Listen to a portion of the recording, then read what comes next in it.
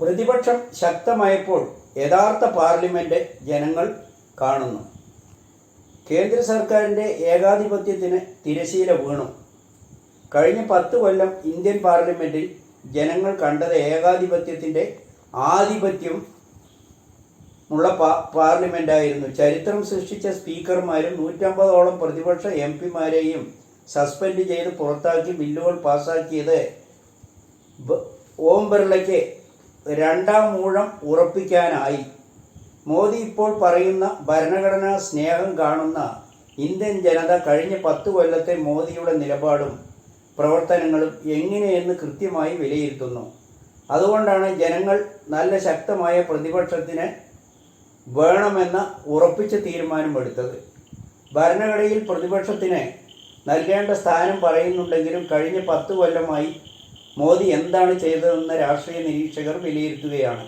പാർലമെന്റിൽ വരാതെയും പ്രതിപക്ഷത്തെയും നെഹ്റു കുടുംബത്തെയും മോദിയുടെ ഭാഷയിൽ പറഞ്ഞാൽ രാഹുൽ എന്ന ബാലക്കിനെയും ഒറ്റതിരിഞ്ഞ് ആക്രമിക്കുകയും കഴിയാവുന്നവരെ വെച്ച് രാഹുലിനെതിരെ വിവിധ കോടതികളിൽ കഴമ്പില്ലാത്ത കേസ് കൊടുപ്പിച്ച് ദ്രോഹിച്ച് പാർലമെന്റ് അംഗമായ MP സ്ഥാനം വരെ നഷ്ടപ്പെടുത്തി വസതി വരെ യുദ്ധകാലാടിസ്ഥാനത്തിൽ ഒഴിപ്പിച്ചതും ജനങ്ങൾ കണ്ടതാണ്. പ്രതിപക്ഷ നേതാക്കളെ രാഷ്ട്രീയമായി നേരിടാതെ കേന്ദ്ര ഏജൻസികളെ വെച്ച് കള്ളക്കേസുണ്ടാക്കി അഴിക്കുള്ളിലാക്കുകയും ചെയ്യുന്ന നാണം കെട്ട നിലപാടാണ് മോദി ചെയ്തതെന്ന് പ്രതിപക്ഷം ആരോപിക്കുന്നു. കേവല ഭൂരിപക്ഷം ഉണ്ടെന്നതിനാൽ മോദിയുടെ തന്നിഷ്ടവും പകപോക്കലും ഭരണഘടനാ ലംഘനവുമാണ് മോദി സർക്കാർ കൈക്കൊണ്ടത്. ഈ നിലപാട് ആവർത്തിച്ച് ഏകാധിപത്യ ഭരണത്തിന് തടയിടാനാകുമെന്നും ജനങ്ങൾ തീരുമാനിച്ചതിൻ്റെ ഫലമായാണ് മോദിക്ക് മൂക്ക് കയറിടാൻ ശക്തമായ പ്രതിപക്ഷത്തിന് വേണ്ടിയാണ് ഒരു വലിയ വിഭാഗം ജനങ്ങൾ വോട്ടവകാശം വിനിയോഗിച്ചത്. ഏകാധിപത്യ ഭരണത്തിന് തടയിടാൻ കാരണമായത് രാഹുൽ ഗാന്ധിയാണെന്ന തിരിച്ചറിവിലാണ് ഇപ്പോഴും മോദി പറയുന്ന പോലെ ബാലക്കിനെ കടന്നാക്രമിച്ച് ഭരണഘടന ഉറപ്പുവരുത്തുമെന്ന് പറയുന്നത് എന്ന് രാഷ്ട്രീയ നിരീക്ഷകർ ചൂണ്ടിക്കാണിക്കുന്നു. 400 സീറ്റ് ഉറപ്പാണെന്ന് പറഞ്ഞ് തെരഞ്ഞെടുപ്പിൽ കേവല ഭൂരിപക്ഷം ഇല്ലാതെ ഘടകകക്ഷികളെ ആശ്രയിച്ച് ഭരിക്കുന്ന മോദി നേരത്തെ പറഞ്ഞത് രാഹുലിൻ്റെ വയസ്സിൻ്റെ അടുത്തുള്ള സീറ്റ് പോലും ലഭിക്കാൻ കഴിയുമോ എന്ന് കളിയാക്കി. ഇപ്പോൾ പറയുന്നത് 543 സീറ്റിൽ 99 സീറ്റ് കിട്ടി പ്രതിപക്ഷത്തിരിക്കുന്നു എന്നാണ് പരിഹസിക്കുന്നത്. ഇതിൽ നിന്ന് തന്നെ മോദിയുടെ ഭരണഘടനാ സ്നേഹം പ്രതിപക്ഷത്തെ അപമാനിക്കലാണെന്ന് വ്യക്തമാകുന്നു. പ്രതിപക്ഷത്തെ അംഗീകരിക്കാൻ ഏകാധിപതിയായ മോദിക്കും മോദിയുടെ ചട്ടുകമായി പ്രവർത്തിക്കുന്ന സ്പീക്കർക്കും കഴിയുന്നില്ലെന്നും രാഷ്ട്രീയ നിരീക്ഷകരും ഇന്ത്യ മുന്നണി നേതാക്കളും വിലയിരുത്തുന്നു. ഇനിയുള്ള 5 കൊല്ലം മോദിയുടെ കഷ്ടകാലമാണെന്നും പ്രതിപക്ഷം ശക്തമാണെന്നും യഥാർത്ഥ പാർലമെന്റ് ജനങ്ങൾ ഇനി മുതലാണ് കാണാൻ പോകുന്നതെന്നും വിലയിരുത്തുന്നു. LDFിൻ്റെ തിരഞ്ഞെടുപ്പ് തോൽവി വിലയിരുത്തുന്നത് പൂർണ്ണമല്ലെന്ന് പ്രവർത്തകർ. കഴിഞ്ഞ ലോക്സഭാ തെരഞ്ഞെടുപ്പിലെ കനത്ത പരാജയത്തിൻ്റെ കാരണം പാർട്ടി വിലയിരുത്തുന്നതിൽ പിഴവുണ്ടെന്ന് പ്രവർത്തകർ ചൂണ്ടിക്കാണിക്കുന്നു. പാർട്ടിക്ക് ലഭിച്ചു വന്നിരുന്ന പരമ്പരാഗതമായ വോട്ടുകളും സമുദായ വോട്ടുകളും ന്യൂനപക്ഷ വോട്ടുകളും നഷ്ടമായി. അതെല്ലാം BJPക്കും UDFനും പോയി. സമസ്തയെ ഉന്നം വെച്ച് നടത്തിയ തന്ത്രങ്ങൾ പാളിപ്പോയി എന്നും കണക്കുകൂട്ടുന്നു. ഇതിനെല്ലാം പുറമെ ലക്ഷക്കണക്കിന് യുവാക്കളുടെയും പുതിയ യുവ വോട്ടർമാരുടെയും വോട്ടുകൾ നഷ്ടപ്പെട്ടു. പക്ഷേ പാർട്ടി വിലയിരുത്തലിൽ ഈ പ്രധാനമായ വോട്ട് ചോർച്ച നഷ്ടപ്പെട്ട കാര്യം വിട്ടുപോയിരിക്കുകയാണ്. അതിൻ്റെ കാരണവും വിലയിരുത്തപ്പെട്ടിട്ടില്ല എന്ന് ജനങ്ങളും അണികളും ചൂണ്ടിക്കാണിക്കുന്നു. വഴിവിട്ട നിയമനങ്ങളും പിൻവാതിൽ നിയമനങ്ങളും PSC നോക്കുകുത്തിയായതും സെലക്ഷൻ കിട്ടിയവരുടെ അവരെ പുറന്തള്ളി സർക്കാർ ജോലി സാധ്യത ഇല്ലാതാക്കി. ആകെ ആശ്രയമായിരുന്ന കുടുംബങ്ങൾ അനാഥമായി. മന്ത്രിമാരുടെയും സ്റ്റാഫുകളുടെയും നിയമനത്തിലും ശമ്പളം പെൻഷൻ നൽകുന്നതിൽ ഗുരുതരമായ പക്ഷപാതപരമായ നിലപാടുകൾ തുടങ്ങിയതെല്ലാം യുവസമൂഹത്തെ കടുത്ത വിരുദ്ധ വികാരത്തിൽ കൊണ്ടെത്തിക്കുകയായിരുന്നു. UDF ഭരണകാലത്ത് DYFക്കാർ യുവാക്കൾക്ക് വേണ്ടി നിരന്തരം സമരം ചെയ്ത് അവകാശങ്ങൾ നേടിയെടുക്കാൻ ശ്രമിക്കുമായിരുന്നു. തൊഴിൽ തരൂ, തൊഴിൽ തരൂ, തൊഴിലില്ലെങ്കിൽ ജയിൽ തരൂ എന്ന് പറഞ്ഞതൊക്കെ ജനങ്ങൾ ഓർക്കുന്നു. പക്ഷേ LDF ഭരണത്തിൽ ഇവരെല്ലാം മൗനത്തിലും ഉറക്കത്തിലുമാണ്.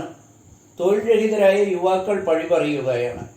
ഇത്തരക്കാരുടെ ലക്ഷക്കണക്കിന് വോട്ടുകൾ നഷ്ടമായത് വിലയിരുത്തിയില്ല എന്ന ആക്ഷേപവും ഉയരുന്നു.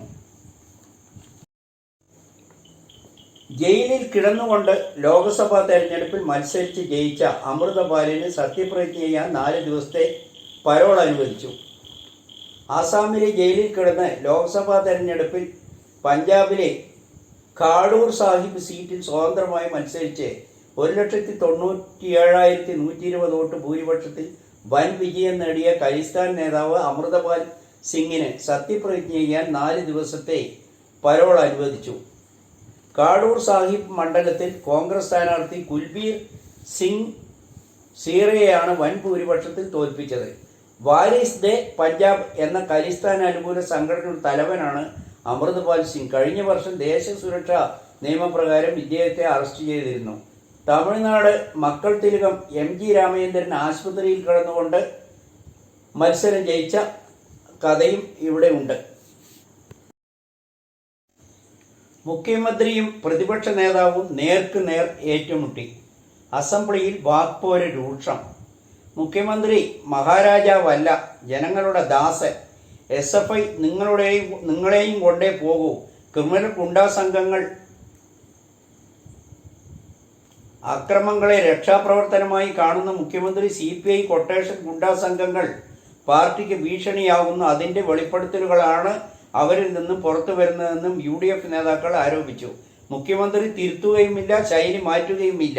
ബംഗാളും ത്രിപുരയുടെയും ഗതിയിലായേ അടങ്ങൂ എന്ന് പാർട്ടി അണികൾ തന്നെ സൂചിപ്പിക്കുന്നു.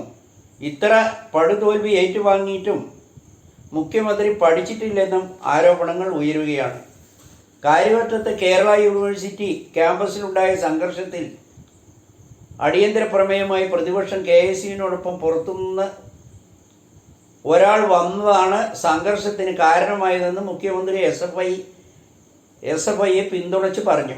SFI കേരളത്തിന് ബാധ്യതയായി മാറിയിരിക്കുകയാണ്. അടിയന്തര പ്രമേയം അവതരിപ്പിച്ച വിൻസെൻ്റ് MLA പറഞ്ഞു. അതിക്രമങ്ങളെ ന്യായീകരിക്കുന്ന നിലപാടാണ് മുഖ്യമന്ത്രിയിൽ നിന്ന് ഉണ്ടാകുന്നതെന്നും ഇടിമുറിയുടെ സഹായത്തോടെയാണ് SFIയുടെ രാഷ്ട്രീയ പ്രവർത്തനമെന്ന് വിൻസെൻ്റ് MLA ആരോപിച്ചു. SFI തുടരുന്നത് പ്രാകൃത സംസ്കാരം, തിരുത്തിയേ തീരൂ എന്ന് CPI നേതാവ് ബിനോയ് വിശ്വം. പുതിയ SFIക്ക് ഇടതുപക്ഷം എന്ന വാക്കിൻ്റെ അർത്ഥമറിയില്ലെന്നും ഇത്തരക്കാരെ അവരുടെ ആഴമറിയാതെ പുതിയ ലോകത്തിന് മുന്നിലുള്ള ഇടതുപക്ഷത്തിൻ്റെ കടമയെക്കുറിച്ചും അവർക്കറിയില്ല. അവരെ പഠിപ്പിക്കണം. SFIയെ പഠിപ്പിച്ച് തിരുത്തിയില്ലെങ്കിൽ SFI ഇടതുപക്ഷത്തിന് ബാധ്യതയായി മാറുമെന്ന് ബിനോയ് വിശ്വം മാധ്യമങ്ങളോട് പറഞ്ഞു. നെറികളുടെ രാഷ്ട്രീയ ഇൻക്യുബേറ്ററിൽ എരിയുന്ന ഗുണ്ടാ പടകളാണ് SFI എന്ന് പ്രതിപക്ഷ നേതാവും പറഞ്ഞു. അവർ നിങ്ങളെയും കൊണ്ടേ പോകൂ. ഫാഷിസ്റ്റ് കഴുകൻ കൂട്ടം എന്ന SFIയെ ജനയുഗം വിശേഷിപ്പിച്ചിരുന്നു. SFI നേതാക്കളുടെ പശ്ചാത്തലം ജനങ്ങൾക്ക് നല്ലപോലെ അറിയുമെന്ന് നേരത്തെ ഗവർണറും പറഞ്ഞിരുന്നു.